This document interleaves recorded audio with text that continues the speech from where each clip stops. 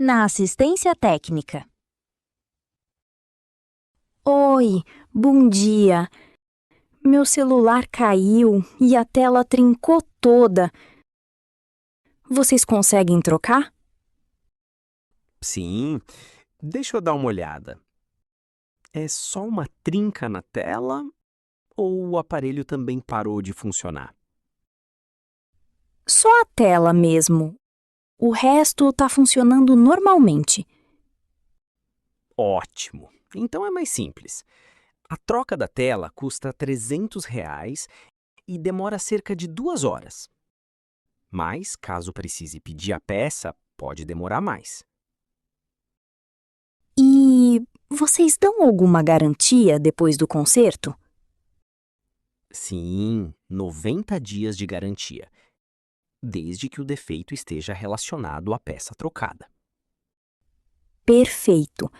Posso deixar agora e voltar à tarde? Pode sim, vou preparar o orçamento. Só preciso do seu nome completo e um número para contato. Nos Correios. Bom dia! Preciso enviar essa encomenda para a Alemanha. Bom dia. Deixa eu pesar aqui.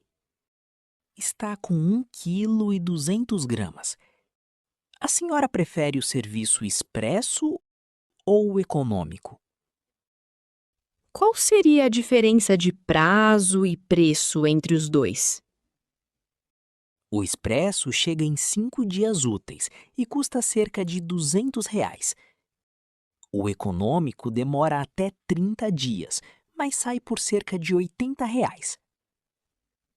Vou de expresso mesmo, já que é para um presente de aniversário. Entendi, faz todo sentido. Preciso que preencha essa declaração de conteúdo, por favor. Claro! E dá para rastrear a encomenda pelo aplicativo? Dá sim.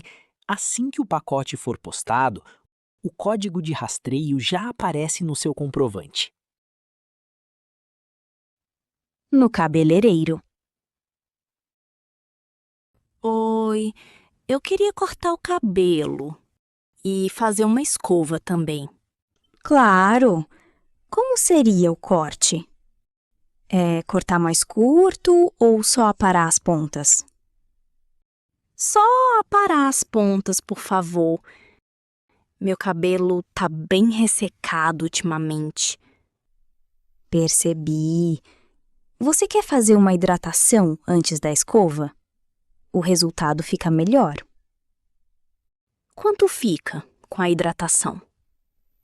Mais R$ 50. Mas o efeito dura umas 3 semanas. Então vamos fazer. Vale a pena. Combinado. Em 1h30 você sai daqui novinha em folha. Na loja de roupas. Boa tarde. Posso ajudar em alguma coisa?